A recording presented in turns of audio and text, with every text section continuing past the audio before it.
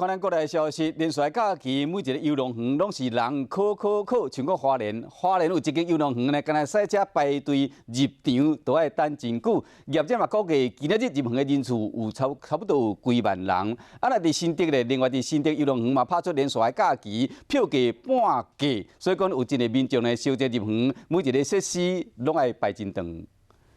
外面的日头非常炎，正像海底隧道，好亲像假鱼啊，收伫个大海里，放送古清凉，也阁会使近距离接触海中的生物，大人囡仔拢算甲真欢喜。这是花莲的游乐园，真侪人赶伫连假来遮体验趣味设施。不过想要入来内面耍呢，都爱通过定的关卡。这请是排甲安尼长，要入园爱先有耐心，真无简单。入来了后，阁爱人客啦。对啊，还蛮多人的。 看到这波的人潮，业者嘛估计连假第二天的人气应该比前一天更较旺。昨天将近有5000人，今天我们预估应该会过万。那伫花莲这新竹游乐园嘛真值。国庆年假，然后小朋友在家里很无聊啊，所以就是出门玩。